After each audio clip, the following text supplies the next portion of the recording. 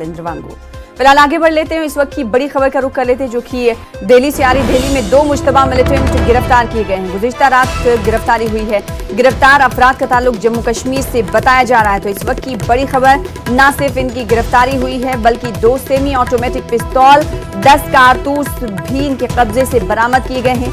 Delhi police की खुसूसी cell की ये कार्रवाई देखी गई है। शंकर आनंद हमारे साथ, हमारे नुमाइंदे इस खबर पर मजीद अपडेट के साथ जुड़े हैं। शंकर, ये बताइएगा गुज़िश्ता रात कितने बजे गिरफ्तारी हुई है और क्या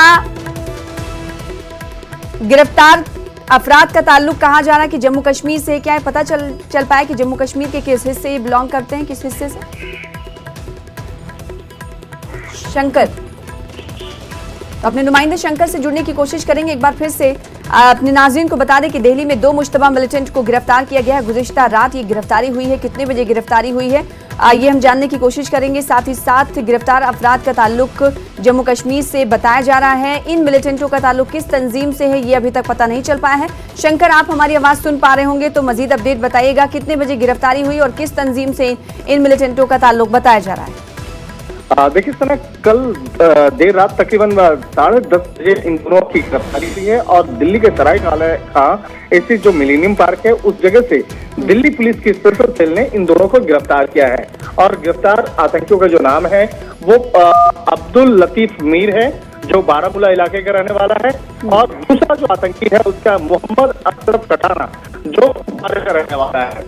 और ये इन दोनों की उम्र जो है 20 साल और 22 साल के लगभग में है। इन दोनों को गिरफ्तार करने के बाद इससे ज्यादा पूछताछ की जा रही है कि किस तरह से वो दिल्ली पहुंचा और राजधानी दिल्ली के अंदर में किस तरह से बड़े आतंकी वारदात को अंजाम देने की ये फिराक में था। इस मामले में डीसीपी स्पेशल सेल के डीसीपी संजीव यादव की जो टीम है उनकी टीम ने बकायदा गिरफ्तार किया है और इन दोनों को पिछले काफी समय से बकायदा तलाशा जा रहा था। इसके साथ ही जो कश्मीर की जो पुलिस है उसके साथ में भी स्पेशल सेल की टीम अब संपर्क में है।